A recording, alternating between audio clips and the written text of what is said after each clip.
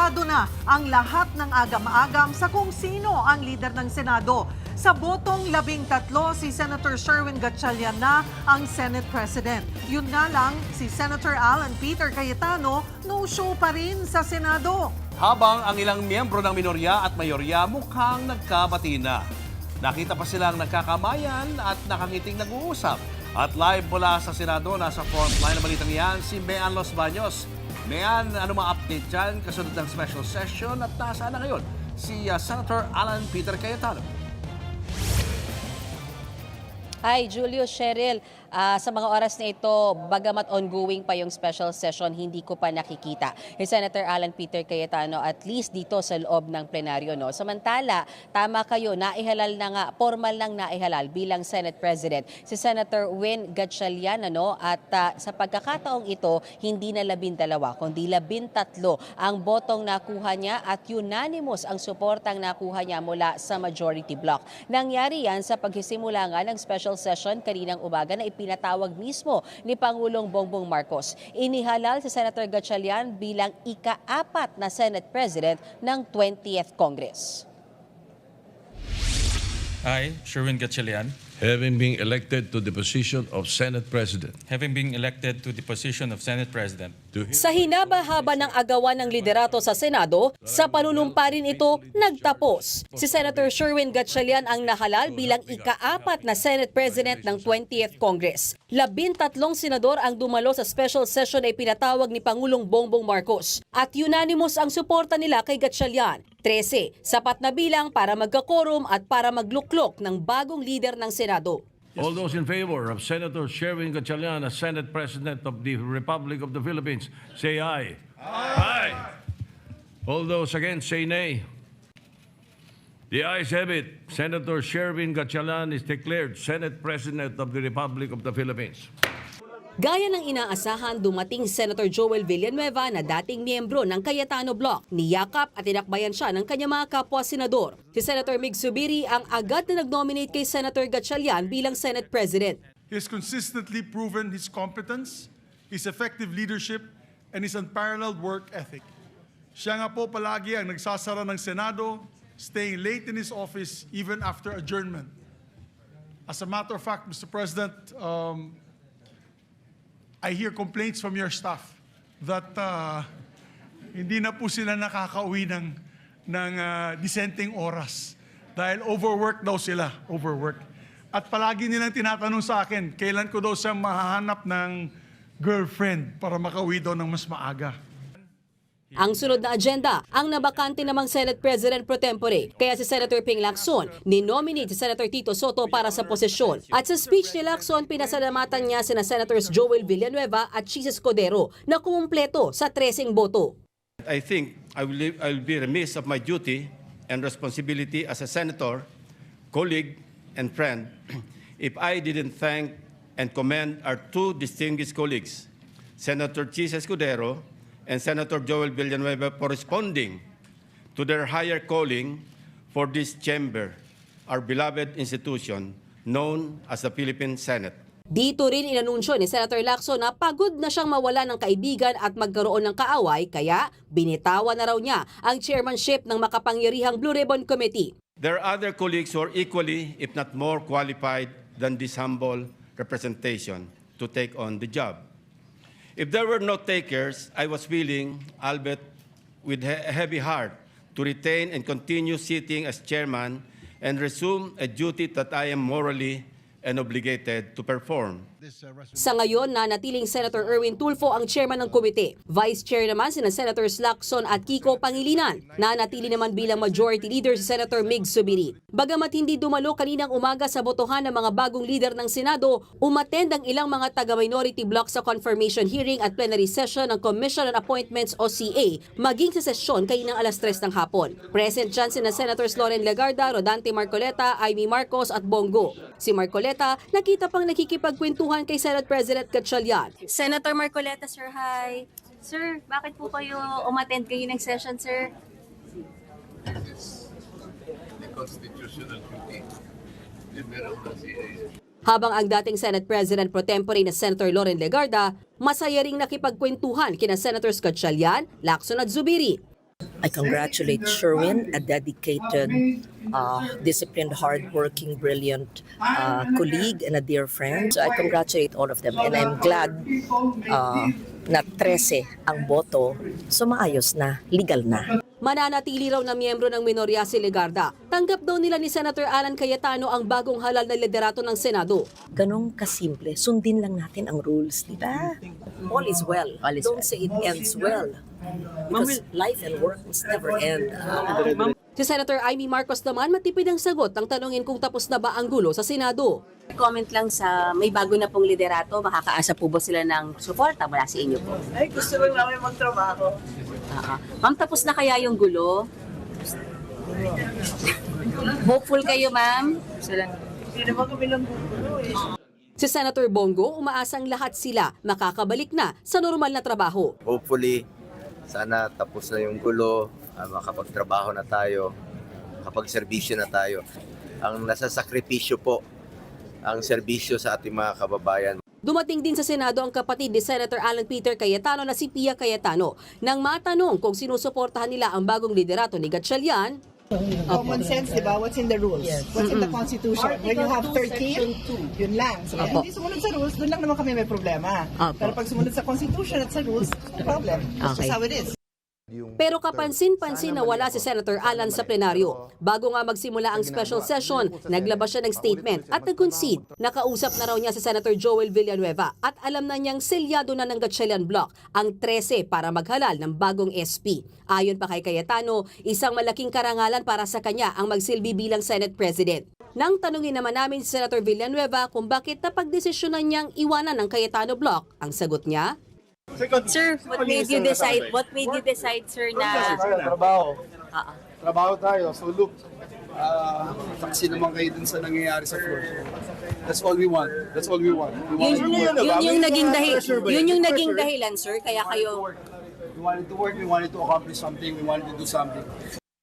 kumusta naman kaya ang relasyon niya sa dating Senate President matapos tuluyang mapatalsik sa posisyon? We're brothers. At the end of the day. Nagpasalamat naman ang bagong halal na si Senate President Gatchalian sa suporta ng kanyang mga kasama. Para naman kay Senator Ping Lacson, sinyales sa pagkakahalal ng bagong liderato ang bagong simula matapos ang ilang linggong kaguluhan at kalituhan sa Senado. Is this a fresh start for the Senate, sir? Yeah, fresh start. And sana everybody will start cooperating, including the members of the minority. Kasi wala na rin delulu di ba?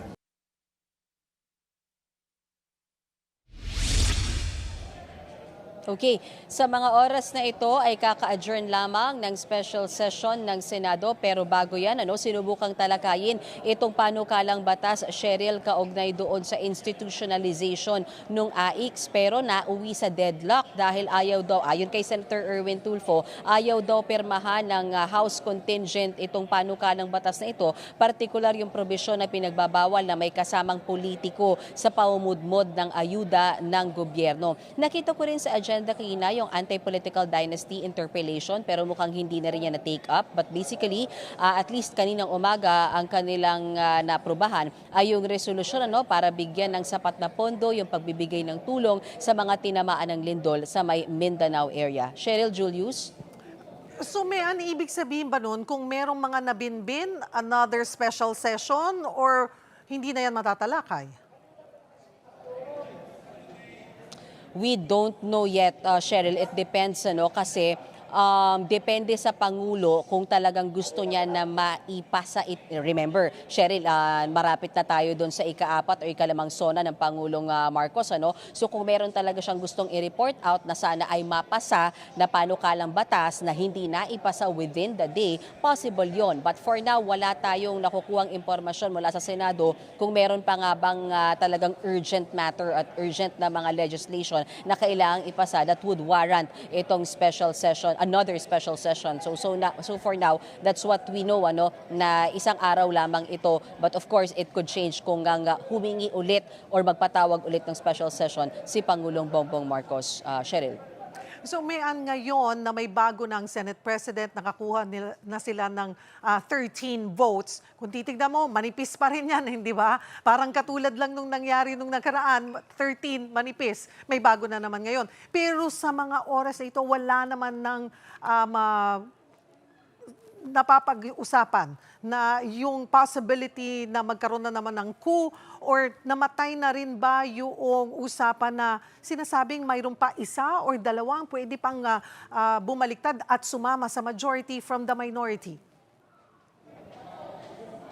Alam mo, funny, Cheryl, kasi kanina nga doon sa aming maikling interview kay Senate President Win Gatchalian, may nagtanong na agad sa kanya if this setup will hold, how long this will hold, at ang naging sagot nga dyan ni Senate President Gatchalian ay kauumpisa pa lang natin, yan na ba agad ang naiisip nyo? So far, at least doon sa pulso na nakita natin nung sa mga na-interview nating senador kanina, all of them, parang uhaw sila talaga na magtrabaho na, magbalik trabaho na, kasi Cheryl, ang tagal na rin talaga, hindi lang linggo, parang buwan na kami, at least dito, masasabi ko, hindi kami nakakapag-cover ng mga committee hearings, walang legislations, walang bills, walang debate, kundi parang halos sa puro away at puro na lamang kiskisan ng dalawang grupo yung aming kino-cover at nagagawang storya dito sa Senado. So mukhang pare-parehas na nawa yung mga senador ng minorya at mayorya, kaya kanina iisa yung tinig nila. Sabi ng majority bloc, fresh start ito, sabi ng minority bloc, yes, magbalik trabaho na tayo, sana tapos na yung gulo. Siguro yung nagkulang na lamang sa picture kanina talaga ay si Senator Alan Peter Cayetano, but of course we understand, he may have his personal reasons bakit wala siya dito, pero yun, mabanggit ko pala, nagsalita si Senator Loren Legarda kanina sa mismong plenaryo, nag-extend siya ng congratulations sa bagong literato, partikular kay Senate President Win Gatchalian, at sinabi nga niya na ang bagong minority leader ngayon ay si Senator Alan Peter Cayetano. Cheryl. Mian, ano na yung mangyayari sa inihaing petisyon ng Cayetano Block doon sa Korte Suprema? Ngayon nga, may bago ng liderato. Hindi masabi ng mga senador if it is moot and academic. Kasi nga, it could easily be said na moot and academic kasi naka-13 na sila. Pero kasi hindi lang naman yung quorum yung issue doon sa loob ng petisyon na yun. May ilan pa silang mga ino-oppose doon or at least hinihiling sa Supreme Court na ipawalang bisa, partikular yung pagbabago ng rules doon sa may impeachment. So those things. Kaya ang sinasabi ng majority bloc ngayon, hinihintay na lang nila kung pasasagutin ba sila ng Korte Suprema doon sa ilan pang mga points sa loob noong reklamo o nung petisyon na inihain ng minority bloc o nung Cayetano bloc. Pero kung hindi na sila pasagutin at magsabi yung Supreme Court na ito ay moot and academic na, then yun yung susundin nila. But right now, walang makapagsabi, Cheryl, kung ito ay baliwala na ba, even if nakapag-elect na sila formally ng Senate President and even if 13 votes na ito at hindi na nga yung controversial na 12 votes, Cheryl. Mayan ngayong si Senator Erwin Tulfo na ang opisyal na head ng Blue Ribbon Committee. Ano ang plano niya dito sa mga flood control investigations? Tuloy pa ba ito o kapag ito ay tinuloy, mag-i-inhibit pa rin ba siya?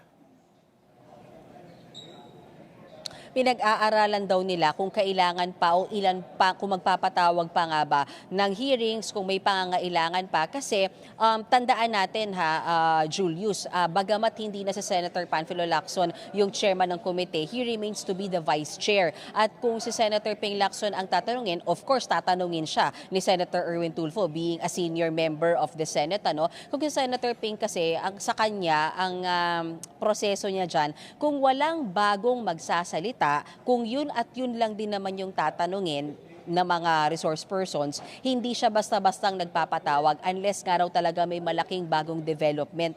So that one, we have to ask kay Senator Erwin Tulfo. Pero ang sinasabi nga niya, yung nangyari kahapon na hindi naman hearing, kundi parang discussion nga ng 18 soldiers or 18 nagpakilalang 18 bagman nga ni Zaldico. Those things, sinasabi ni Senator Erwin Tulfo, pinag-aaralan nila kung ano yung possible nga na maging sanction sa mga pagkakataong gano'n na para bagang hearing, na hindi hearing. Basta ang sinasabi niya ngayon, ang may karapatang mag-hearing kaugnay sa flood control ay sila. Dahil pinagtibay ngayong araw na ito ng pag-elect ng bagong liderato yung posisyon ni Senator Erwin Tulfo na siya na talaga ang chairman ng Blue Ribbon Committee, at pinagtibay din yan nung sa mismong plenaryo, sinabi ni Senator Ping Lacson na sinusurrender na niya, gini-give up niya na talaga yung chairmanship ng Blue Ribbon, at siya ay umokay na lamang maging vice chairman kasama si Senator Kiko Pangilinan na isang abogado. Julius. Kasi di ba, Mayan, naalala natin na bukas dati, no? Yung Blue Ribbon Committee para dinggin itong mga sinasabi ng 18 bodyguards na ito. So ibig sabihin ba ay wala ng pag-asa na sila ay ipatawag dyan sa Senado? Not necessarily. Possible pa rin yan, Julius, kung pag-uusapan nga natin yung huli pa, bago nito, yung interview dati kay Senator Erwin Tulfo. Kasi yung huling naging pagdinig ng Blue Ribbon under Senator Erwin Tulfo last week, ready sila na pakinggan. Kaya nga lang kung naaalala nyo, Julius, ang nangyari kasi nun, pumunta dito yung mga nagpakilalang bagman pero hindi naman sila dumiretso doon sa hearing. Nag-press con sila doon sa opisina ni Senator Robin Padilla. So it's still possible, pero hindi pa kasi natin talaga na-interview ng gusto kaugnay sa mga plano niya itong si Senator Erwin Tulfo ngayong na-reinstate siya or ngayong napagtibay na siya na talaga yung chairman ng Blue Ribbon Committee. But in the days to come, I'm sure matatanong natin siya kung ano ba talaga yung mga susunod na plano at kung kailan mismo yung pagdinig. Kasi nga, marami pa rin naghihintay. Particularly yung minority bloc. Hinihintay nila talaga na magtuloy-tuloy yung pagdinig na yan tungkol sa flood control scandal. Yan, kaugnay naman ng suspension ni Senator Jinggoy Estrada. Anong magiging implikasyon nito sa mga kalakaran dyan involving Senator Jinggoy sa Senado? Pag-aaralan, yung tungkol sa may impeachment trial, pag-aaralan daw ng mabuti kung pwede pa ba siya sana na makapag-participate, lalo't yan na yung next big thing dito, Julius, after na ma-stabilize, hopefully, stable na yung leadership, meron ka na talagang formal na naihalal na Senate President, ang talagang next ng pag-uusapan, kasi I think it's just 2 to 3 weeks from now, magko-convene na ulit sila for July 6 na umpisa ng impeachment trial. So dyan na ngayon nakatutok yung mga senador, yung pagsisimula nga nitong impeachment trial na ito. At sorry, maidagdag ko na rin, nasabi ni Senator Ping Lacson kanina na sa kanilang mayorya at least may konsensus sila na mukhang iuupo nila or ihahalal daw nila na presiding officer para dyan sa impeachment trial ni VP Sara Duterte ay si Senator Cheese Escudero. So, nung mga nakaraang araw, ilang beses nating tinanong si Senator Erwin Gatchalian as acting Senate President at paulit-ulit niyang sinabing siya ang magpe-preside ng impeachment trial. Pero just today, mukhang nabago yung ihip ng hangin kasi sabi ni Senator Ping Lacson, maging si Senator Erwin Gatchalian, suportado yung opinion na dapat si Senator Cheese Escudero yung maging presiding officer dahil abogado siya at may experience na rin naman siya dito sa pagtalakay sa impeachment trial dahil naging bahagi na rin siya noon ng impeachment trial ni dating Chief Justice Corona. So those things ang mga kailangan nating ambagan in the days to come, especially yung pre-trial conference kasi, Julius, ay bukas. So magpupuntahan yung prosecution team and defense team dito sa Senado para ilatag nga dyan sa pre-trial conference yung kanilang mga ebidensya, bagamat sarado yan sa media. Julius. Maraming salamat, Mean Los Baños. Mga kapatid, Julius Babaw po. Para sa komprehensibo at makabuluhang balitaan at talakayan, mag-follow at mag-subscribe na sa social media pages ng News 5.